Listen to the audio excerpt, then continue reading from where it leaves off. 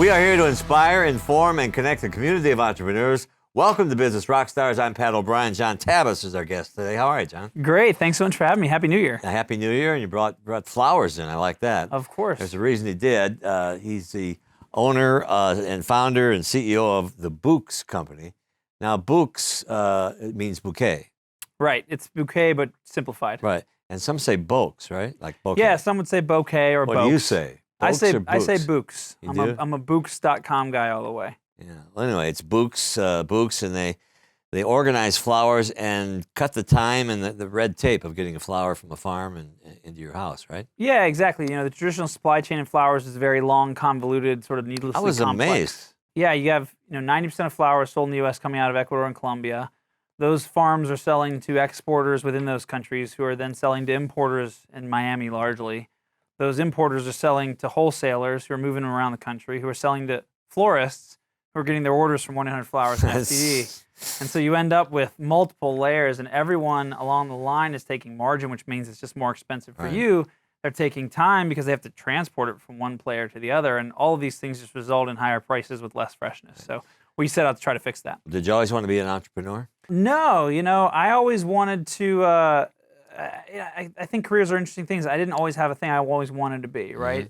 My career has evolved over time. I moved out to LA to work in media and entertainment. I was sort of a very, very, very amateur filmmaker when I was in high school and stuff. So I love storytelling, right, and all that kind of stuff. And I thought, I'll go out there and get into that. And I worked for Disney for a while.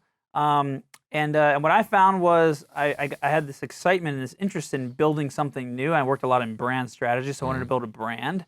And I had some friends who had started companies. And I started talking to them about that. And I thought, hey, I just need the right idea, sort of the right opportunity. And it turns out that one of my best friends grew up on a rose farm in Ecuador, and he had built this supply chain that we use today.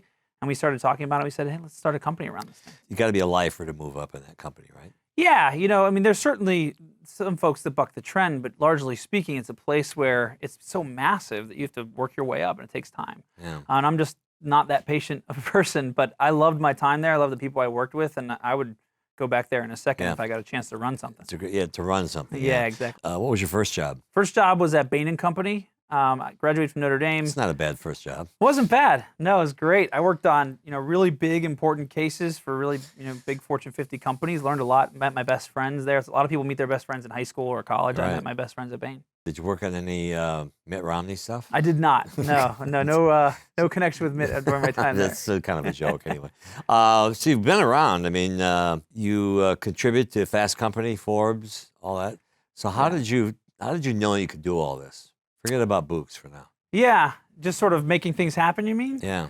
I was at Disney. I remember I had this really great long conversation with my father-in-law who, when I decided to quit a corporate job and go try to do my own thing. Which is a scary thing, by the way, isn't it? Yeah. I mean, I had a baby. Insurance? Yeah, I had a 9-month-old baby. Right. I just bought a house in Venice, which wasn't cheap. My wife worked in education, so it's not like, we were rolling in cash flow. Right.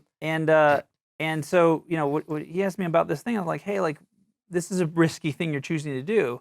And I had this great conversation with a friend and mentor of mine, Andy Dunn, who started Bonobos, which is a pants and men's clothing company in New York City. And he had this great advice for me, which was, how risky really is it? Like, let's say it takes you 6 months to figure out whether it's going to work or not. If you give up 100% of your salary for 6 months, over the course of your lifetime, what percentage of your earnings did you just give up? He's like, what is it, 0.5%, 0.25%? It's nothing. It's a rounding error. Right. I was like, wow, that's kind of amazing. He's like, and on the upside, when you think of it as an option, your upside is crazy, and the learning that you'll get, even if it does completely fail, will be amazing. You'll learn to love it and you want to keep trying it, or you'll learn you're terrible at it, you're great at it, whatever it might be.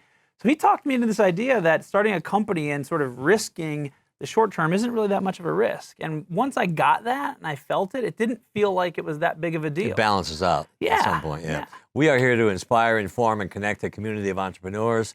This is Business Rockstars. I'm Pat O'Brien. John runs the Bouqs Company. Bouqs sounds funny when you don't say bouquet. Yeah. But then when you know it's a short term for bouquet, it starts to make sense. Yeah. What'd you study in college? I was a finance undergrad. Oh, God. Yeah. People ask, young people ask me, how did you figure out what you want to do and stuff? And how did you decide your major? And I'm an ROI guy. I was like, what's the easiest major for the most money average starting salary out of college? Right. That was my entire decision-making process. I think most people tried that route. It didn't really work out. Yeah. And Like, you know what I got on my SATs? Same as the guy next to me. right. That's the kind of student I was. Right. Yeah. I mean, at the end of the day, it was sort of one of those things where, I picked something. I actually enjoyed it. I think it gave me a really good foundation. But in the course of my career, the amount of finance I've done has been very little. At Bain, we did sort of just problem solving. And then I went into advertising, where it was all about building brands. I worked for Gerber Baby, which I did almost no finance work except for budgeting, maybe. And then at Disney, where I worked on brand strategy stuff, and now running my own company, I certainly am involved in the finance aspect. Right. But it was a really great start, and I loved Notre Dame, so can't complain too. One of the greatest fight songs ever, right? The greatest by One of. a long shot. You have like 40. How many people work for you? Just about 50. Yeah. Yeah. How do you balance your life and work?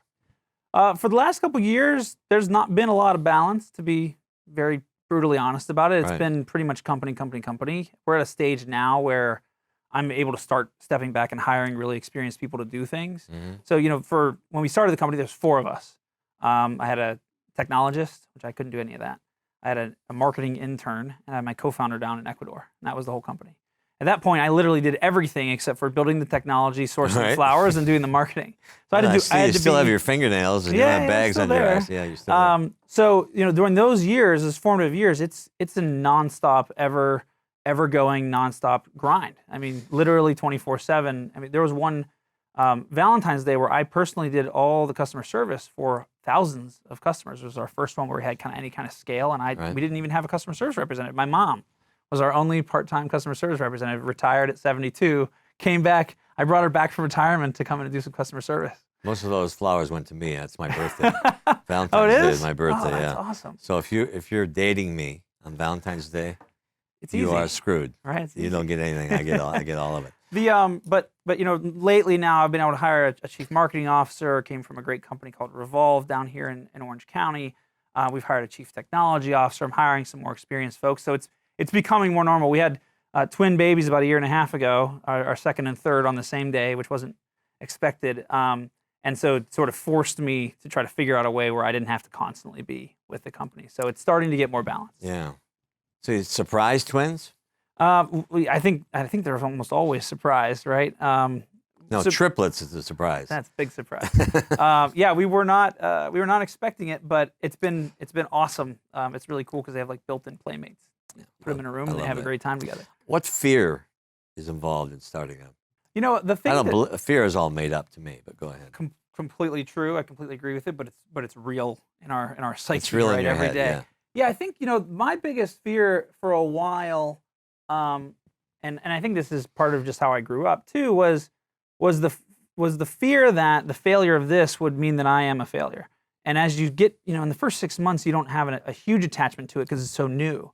But once you get past a couple months into this thing, it becomes part of who you are. Mm-hmm. And so if this doesn't work, that means you don't work. Right. And that has I'll always never work again and all this. Yeah, stuff, you're a complete failure, and it builds. I Yeah. call them ants, automatic negative thoughts. Yeah, and there are moments where you literally think it's not going to work. It's all wrong. I'm terrible. The company's terrible, and other advice I've gotten from friends who do these things and have done them before me is, the lows are never really real. You're artificially making it way worse than it is because you're so invested in it, and the highs really aren't that great either.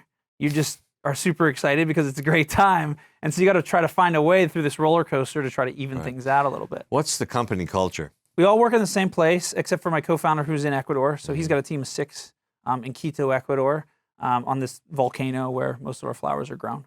And then we have a team of 45, 50 here in Venice, and we're all in one building. It's starting to get a little tight. We're starting to look for some new space. And how's that working out? It's great. I mean, we're running out of room. We don't have enough bathrooms. We don't have meeting rooms. Right. Those types of things. But it's a really great group of people. We focus on 2 main things when we hire and when we bring people into the company. The first is really good people, and we call that being careful. CARE-FULL. It literally means being full of care with everything you do. Good. You care about the work that you do and about the people you work with. Good. So we don't have yellers, we don't have screamers, we don't have egos. We have really good people. Right. And then the second one, which is somewhat on the opposite end of the spectrum, is we look for people that are really hungry, people that are type A and driven and really want to change the world. That's not an easy combination to find. How do you find those people? It isn't easy. You can't put it on your resume. Right. I'm yeah. hungry. Yeah, we do our best to screen for it and to have conversations. We do a lot of interviewing before we hire folks. But really, it ends up being trial by fire. And people come into any startup environment, and they often either thrive right away or flame out pretty quickly. We have a relatively high hit rate, 70, 80% hit rate of being right, but it's not a perfect science. We come back and actually talk about flowers, okay? Okay. We are here to inspire, inform, and connect a community of entrepreneurs. I'm Pat O'Brien, back in a minute.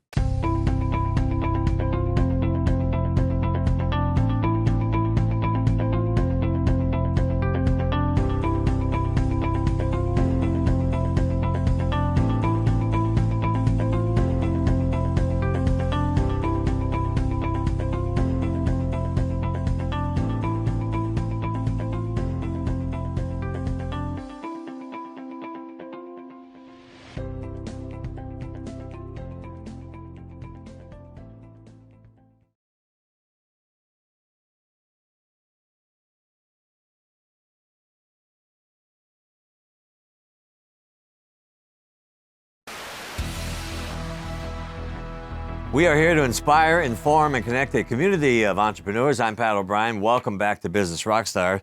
John Tabis is here, founder and CEO of the Bouqs Company. Bouqs meaning bouquet, right? Yeah, Bouqs is bouquet shortened. And we're going to talk about flowers. This is, of course, a good flower month for roses.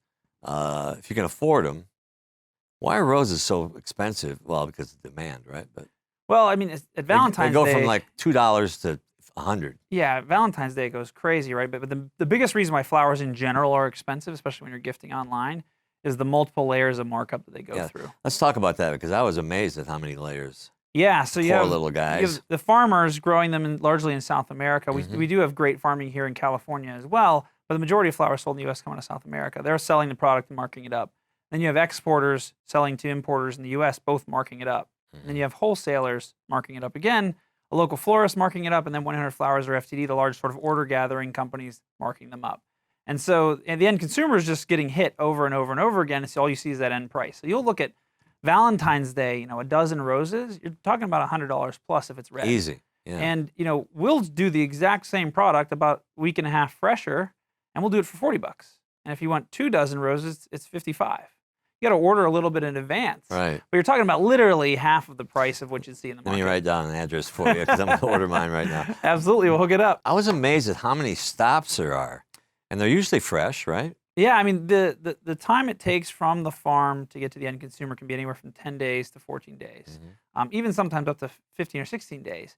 And flowers only last somewhere between 17 and 20 days. And so people are often surprised. They say, like, why did my arrangement only last 2 days? Right. And the end answer is that was a perfectly good quality flower 10 days ago. The problem is just how long it took to get to you. And so what we see when people come to us is they're spending less money outright. Right? They're spending $40 or $50 instead of $80 to $100. Right. And they're getting 10 or 15 days of enjoyment out of it. So your price per day is $4 or $5 of a day of enjoyment of a bouquet. Whereas in some other places you spend $80, $90, you get 2 days, you're spending $45 per day. And so the price value perception that people have around flowers isn't really great, because who wants to enjoy something for 2 days that they spend $80, $90 on? Unless the farm is in your area, right? Or no? Even then, I mean, you can get lucky. There's a process. But that long supply chain process is pretty standard, and that's generally what you're going to get. With us, when you place an order, we're literally, when you come to our site, you're not looking at our inventory because we don't hold any. We are a technology and a marketing company connected to these amazing growers internationally, growers that respect the environment, they're third-party certified to be sustainable farmed, and they respect their labor, they're third-party certified to treat their labor well. And we just do deals with these folks, and we connect you on our website to those end producers of the product. And so they cut that product, they prep it, and they ship it directly to you. Those flowers will arrive 1 to 3 or 4 days after they were cut, instead of that 10 to 14 days in tradition. How'd you figure that out? Which part? This process. Oh, really, it started with my co-founder. So, this started from the farmer's perspective, which was, how can I get paid more quickly and how can I get a fair margin? It's a really tough business, especially folks that invest in their people and in their processes to protect the environment. It's a really narrow margin business, and he was trying to find a way to make it better. So he started selling directly from Ecuador to florists around the country. He saw that he got paid more quickly, he got paid better terms. And so that's where it started. And he reached out to me because I'm a brand guy, right? Disney trained and all that kind of stuff. He said, hey, I'm doing sales and marketing and service, and I'm a biochemist. I don't think this is what I should be doing. Could you help me think about it? Right. And I had recently left Disney to go to another great startup here in town called ShoeDazzle.com, which Brian Lee founded. And we started talking about this problem, and eventually we said, hey, let's start a business from this. It's Bouqs.com, right? Bouqs.com. Yep, Bouqs.com. What's on that website? So you'll find a couple different shopping options. You can shop in lots of different ways, by price, by speed of delivery, by origin of country, by the occasion that you're looking for. And so we typically have 120 to 130 bouquets available, small, medium, and large. In a small, you get 1 dozen roses or the equivalent like this. Medium is $15 more, and it's double the flowers. And then large is triple the flowers for another $15.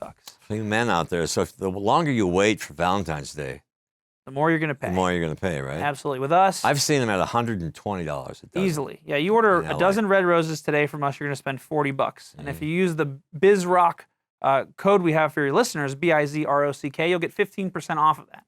So now you're spending less than $36 to get a dozen roses delivered. There's no delivery charges either for Valentine's Day. And 10% of that money goes to me. And if you order on February 13th from somebody else, I guarantee you it's over $100. They're flowers. Yep. The second thing you can do with us, if you look on our website, is you can set up a subscription. And we have 3 different sort of flavors of that. One is a traditional subscription. A lot of people use this as a gift, right? So once every other week, once a month, you set up your mom, your loved one, your friend, whoever it might be, and flowers show up on the regular. That's sort of the most standard subscription we have. Such a great service. And people love it. Yeah. People love it for their homes. They love it to gift. The other 2 are sort of spins on a subscription. One is called Special Occasions, and it's for the sort of forgetful folks who just are always last minute, and they always end up getting gouged on the price. Right. You call the day of. Well, not forgetful. Some people are busy. Well, life gets in the way. And so this way you set it all up ahead of time, and you lock in our best prices at increasing discounts. So if you do 12 deliveries or more per year, you're down to $30 a delivery, all-inclusive free delivery. And it's just about setting up, okay, it's this person's birthday, it's this person's anniversary. You preset it, forget it. It's all taken care of. Boy, that is awesome. My favorite one is called Just Because, and this is random. So I created this for me. So I got married 9 years ago, but when we started the company, we were 5 years into our marriage. And when we got married, I had this vision of myself, largely informed by my dad, who's a super old school romantic guy, that I would be this husband who would surprise his wife with flowers all the time. And in 5 years of marriage, when we started the company, I had done it precisely twice. So once every 2.5 years. And think about this. That's more than some people. I had this vision of myself as this person, yet I didn't come through. And why? Just like you said, life. People are busy. You forget, right? So I created Just Because for me, and this is a tool where you just say the number of times a year you want to surprise somebody, and it takes care of it. It has an algorithm that will randomly spit out orders. And if you say 6 times a year, it won't be every other month. But that is, I'm not advertising. But that is a great idea. It's pretty awesome. And you might get flowers once, and then 2 weeks later you might get it once, and then it might go 2 months and you won't get any. Right. And so you're getting that random surprise factor, but you don't have to do any work. You just say, I want to do it 6 times a year, or 8 times a year, or 4 times a year. What's Panic Day in the flower business? Panic Day? The day before Valentine's Day, the day before Mother's Day. Those are the 2. Easter. Yeah, the day before the day of Mother's Day and Valentine's Day are the 2 biggest. I'm not saying you don't panic. I'm not saying you're panicking. You see a spike? Yeah, so general retail, it's all about Christmas, right? Christmas is like that huge spike. Right. What's cool about our business is we get 3 spikes. We get Christmas, which is a pretty good spike. Lots of people buying flowers. And then you get Valentine's Day, which is more than double the size of Christmas. And then you have Mother's Day, which is more than double the size of Valentine's Day. And a lot of people think of Valentine's Day, especially men, as the biggest date, but not everybody has a loved one to send flowers to. Everybody's got a mom. Right. And so Mother's Day is the grand slam, the home run, the big date for us. It's our Super Bowl. And so that is the biggest day of the year. So that's the one that we really focus on. Valentine's Day is a close second. When people buy flowers, what should they look for? There's different flavors, right? So if you order flowers from us from South America, that is coming fresh cut in a box. So there's a little bit of a DIY experience to that. Right. Some people love that and some people don't. So you want to know whether you're ordering something that's a little bit do-it-yourself or that is fully finished. We actually launched about a year ago a local florist network to do on-demand delivery, fully arranged in a vase for those folks that want it either faster or that really don't want to do the work. And it's not a lot of work, and a lot of people love it, but some people just don't want to touch it. John, thank you. Thanks for having me, Pat. Have a good Really enjoyed it. Valentine's Day. Have a good February. Thanks very much.